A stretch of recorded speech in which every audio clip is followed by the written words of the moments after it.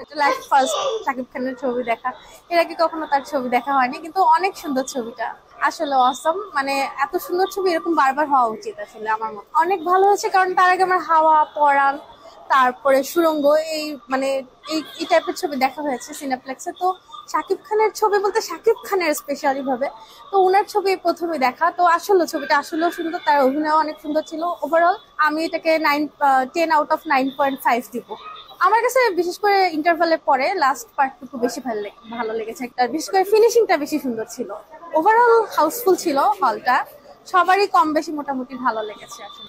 চাপও এরকম ছবি ভবিষ্যতে আরো হোক, এটা ওরকমই ছবি একটা যা মানে অতীতের রেকর্ডকে ছাড়ানোর মতনই ছবি। দিন দিন বাংলা সিনেমা এমন এমন একটা দিক অ্যাচিভ করছে যা পূর্ববর্তী রেকর্ড গুলাকে ছাড়িয়ে যাচ্ছে, প্রতিবার নতুন করে বেঞ্চমার্ক করছেন।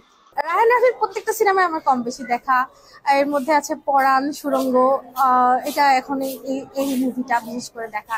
বিশেষ করে রায়হান রাফির মুভি বলে আমার এটা দেখা, তার মধ্যে আবার সাকিব খান তো আছেনই, মেগা স্টার, দুইটা মিলে আসলে অবশ্যই সে হলো গিয়ে বেস্ট মেকার বলবো আমি।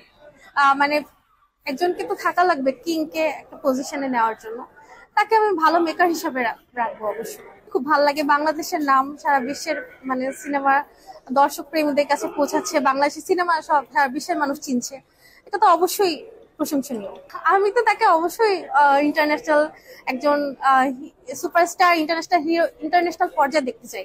সে অবশ্যই আমি চাই ভবিষ্যতে আরো ভালো করুক, তা হোক বলিউড বা হলিউড। আসলে যার যার প্রশংসা থাকে, যার পপুলারিটি থাকে, তার ক্রিটিক্সও অবশ্যই থাকবে, তার প্রশংসা অবশ্যই অবশ্যই থাকবে। দুইটাই মিলানোই স্টার বলতে তো বোঝায়, যার নাম আছে তার সমালোচনাও থাকবে। তো অবশ্যই সে একজন স্টার, তার খারাপ ভালো দিক অবশ্যই মিশানো থাকে। আমার কাছে মনে হয়েছে হ্যাঁ, এটা নতুন একটা বেঞ্চমার্ক অবশ্যই সিনেমা জগতে। আগের রেকর্ড আমি বলতে পারছি না, কারণ এটা একটা অন্যরকম সিনেমা। সিনেমা জগতে নতুন দর্শক মানে সিনেমা প্রেমীদের জন্য একটা নতুন ধরনের সিনেমা, হ্যাঁ এটা অবশ্যই বলার মতোই।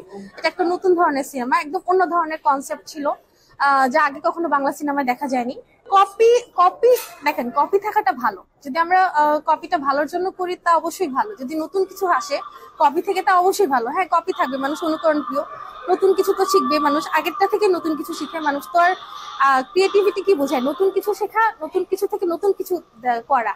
নিশ্চয় নতুন কিছু ছিল বলে মানুষ এটাকে মানে, অবশ্যই নতুন কিছু আছে, হ্যাঁ আমি বলবো কপি আছে, সবকিছু মিলানো মিলে একটা নতুন ক্রিয়েটিভ মানে এটা মাস্টারপিস তৈরি হয়েছে আমি বলবো। দুইটা সিনেমা যখন রিলিজ পায় অবশ্যই একটা মানুষ দর্শক বেছে নিবে যেটা তাদের ভালো লাগবে।